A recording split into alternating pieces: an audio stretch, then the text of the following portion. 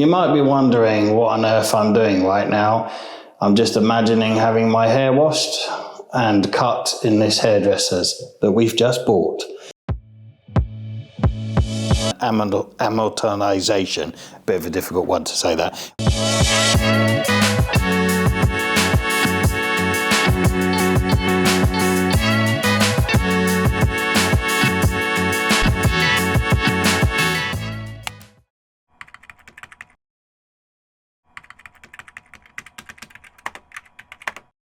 So today we're going to go down and have a look at our latest acquisition or purchase. Very exciting. I mentioned it a couple of videos ago.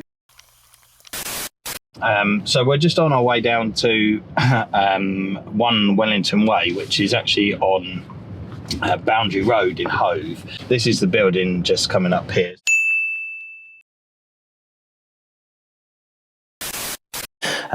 We have just recently purchased the freehold of a block of flats where there are a couple of commercial units underneath, one of which we are going to occupy.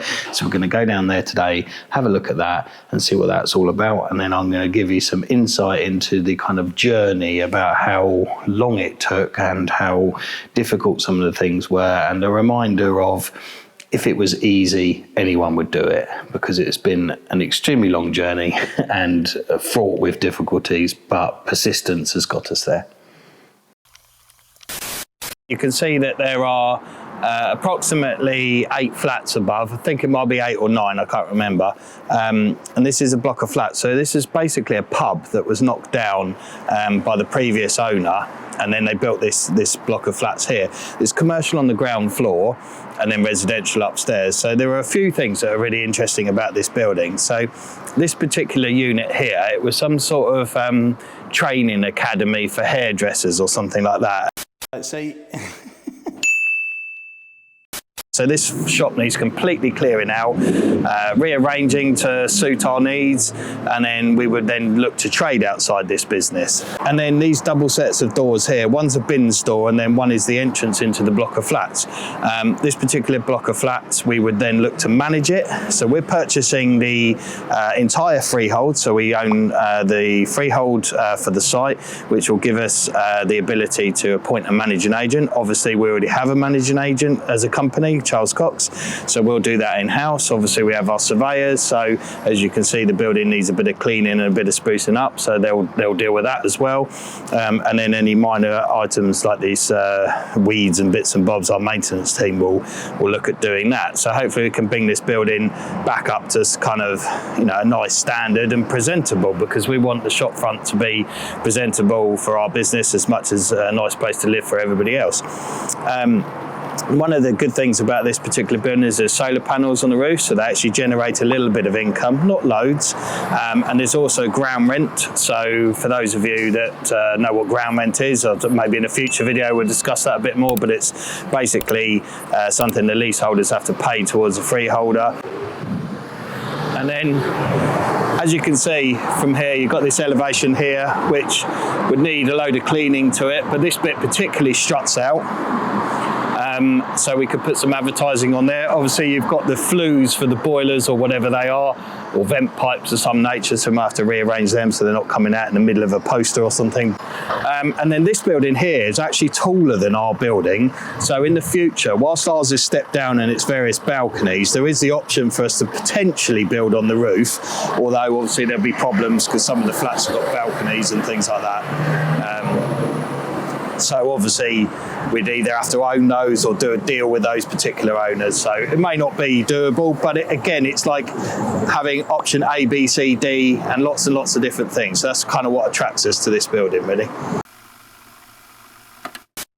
Well, that was a bit mental. So I've been at that networking event all day long, and I literally had to run up, which I'll explain in 2 seconds.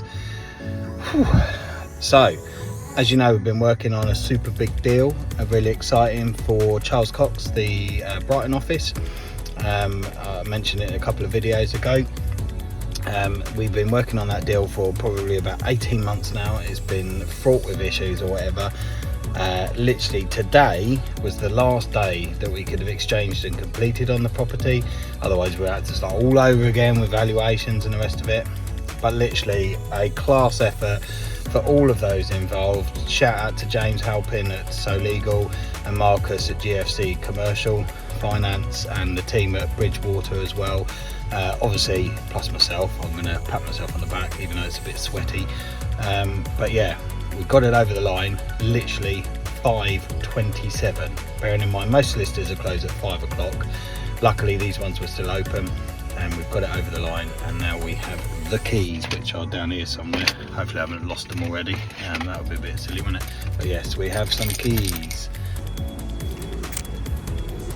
So we have a whole job lot of hairdressing equipment from a hairdressing academy that went into administration. All items are free of charge, you just have to come and collect them.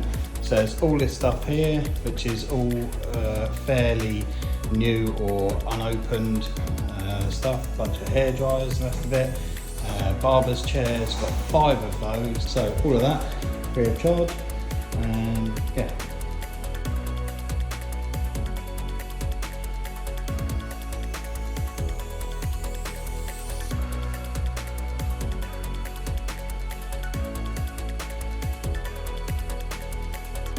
Now we're on our way down to the new offices when we can finally pull out of this junction. It's not the easiest of places, and we're going to have a little look around that and show you a bit about what we've purchased, why we've purchased it, what we're going to do with it. Right, everybody, here we are at our latest acquisition. So this is Wellington Road in Brighton. It's just on the outskirts of Brighton, but just before you worry too much, we have not opened a hair salon, and I'm not getting into that market. I know we've got lots of things going on, but as per vertical integration, I'm not really sure hairdressing would fit into the existing model, so don't have to worry about that too much. So I'll give you a little bit of a tour around in a bit, but basically this is a building where the Charles Cox offices are going to move down from the existing Knoll Business Centre arrangement that we've referenced in some of the other videos, and then they're going to come down here and this will be their new home, if you like. With this particular acquisition, what we did is we've actually bought the whole block of flats, including the 2 commercial units.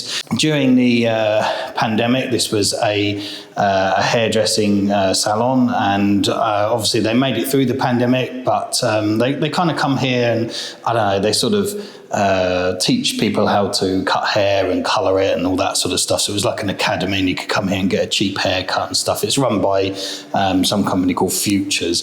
But unfortunately, for whatever reason, they went into administration or went bust or left this store. I don't actually know what's happened to them. So they might still be trading somewhere, but definitely not in this particular store. But yeah, the process from initially viewing it and thinking this would be a particularly good acquisition for us as a firm was fraught with issues all the way along. We'll probably do a little bit of a whiteboard exercise either in this video or another video and break down the figures. But basically there's a figure that we paid for it, which was £360,000. And then that was the overall figure for the lot. And then for the breakdown on all of that, the savings that we're going to make from up the road, plus the rental income, plus the fact that obviously we are a block management company at Charles Cox, so we'll manage the building as well. There's some income from solar panels, there's some ground rent income and the rest of it. All of that actually nets a slight profit to the business, not a grand amount, maybe £500–600 depending on running costs. But the big thing is we're now no longer renting up the road, so that is effectively saving us around about £800 a month in rent.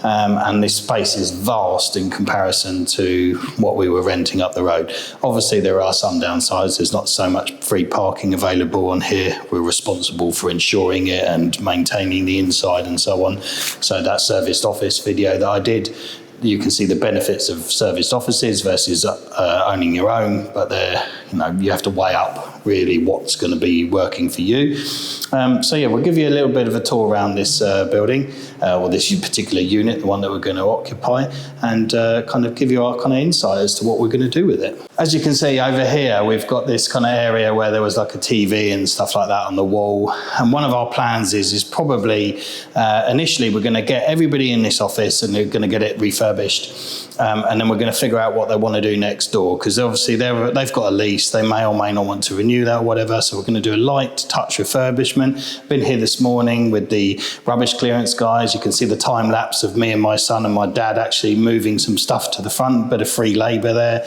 and then all of that's been cleared. I've had Norman from the Sussex Sign Centre here looking at all of the signage that we're going to have outside and the stickers in the windows and all that sort of jazz, and our to let boards and the backlit thing. We're meeting the electrician here tomorrow to get all of the stuff checked over and make sure it's safe. But yeah, what we'll do is we'll do a light refurbishment in here, see what they're going to do next door, and then come back to this and do a heavier refurbishment if we are going to stay in this unit. And we may use to divide this wall that's just behind Danny here, probably build a wall across there, and we might do some serviced offices or rent them out to somebody else, as this space is probably actually, ironically, a little bit too big for us. In this hairdressers academy previously, they had this kind of manager's office here, which had like a giant fish tank in it and stuff, which we've got rid of. And then as you come further down into here, which has got these sensor lights on them, this was like where they took the photographs and things. I don't know what they did, the kind of styling for the magazines. But again, a nice useful space for the meeting room and so on.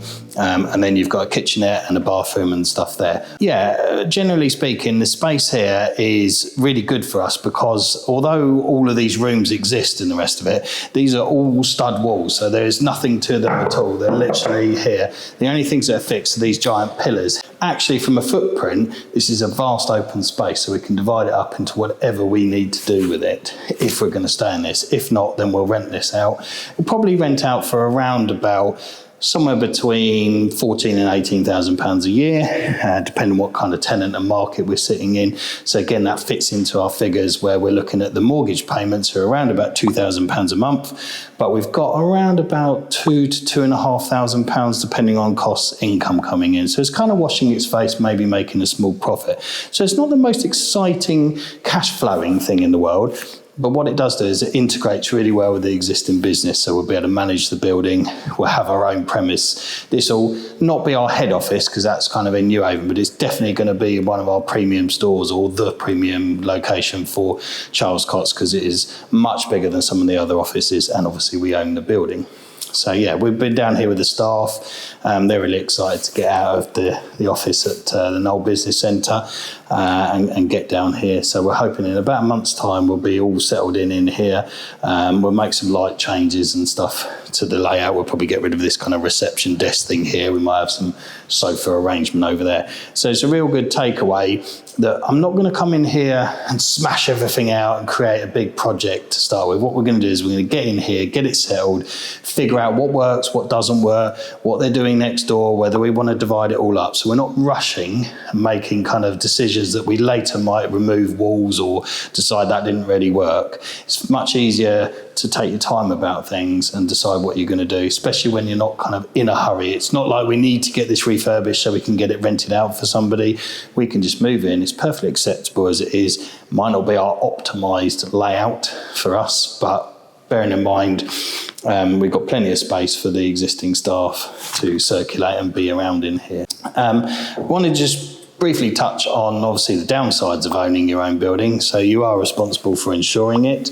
You're also responsible for maintaining it and repairing it. So obviously, unlike the Knoll Business Centre and in New Haven where we've got the Enterprise Centre, and they come around and clean the bins for us, and they might insure the building and repair stuff when it breaks. If the front door here breaks, it's down to us to repair that and get somebody else in. If the light bulbs go, again, that's us. If there's a leak or something or other, again, all down to us to repair and maintain. So yes, there are some savings to be made, but I've built that into our equation when I'm saying depending on running costs as to whether we're going to make a profit or break even on it. I'm not expecting for it to be in a minus. And obviously there's also the talk about next door as well. Maybe the rent might be able to increase at the time and there. The ground rent that the tenants pay, that doubles or goes up by a percentage every so many years. So again, there's all different avenues for us to look at.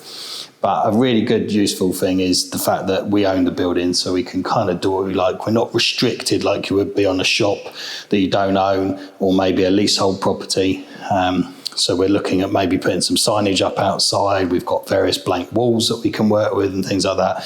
World's our oyster, subject to planning stuff or whatever, if any is required. But generally speaking, we can sort of do as we please, give or take. And we've also got a tiny bit of parking out the front, which you'll probably see my cars parked on. So we actually own the block paving right up to the pavings hub. So Brighton, there's a massive premium on parking. So although that's not the most glamorous of spaces, it does give us somewhere to put a pool car, like the Mini or something like that, in order for us to have that branding awareness out the front and for staff to come and use. So, again, another avenue for us to be able to market the firm. So today is really exciting because the staff have finally moved down into our new Hove office.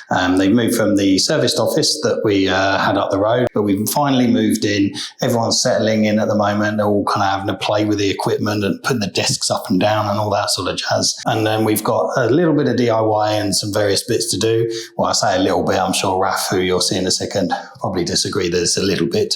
So we've got some bits to do, and then we'll be finally moving into this place here, which will be the new home of the podcast studio and various other bits of content that we'll be creating. And then we'll be having a nice little area for people to sit down in, meeting room, all that kind of stuff. So it's really exciting times. It's nice to see the staff nice and happy, utilising all their things, and they got oodles of space now. Lots and lots of potential. And then we'll see what was going to happen with the unit next door. They may or may not stay, who knows. So don't forget to subscribe and like the channel. Look out for the full video on all of the stuff we've been doing down at Hove, and including a later date, even the breakdown of how much we purchased it and how we made a whopping £100,000 on the building from day one. So stay tuned for that.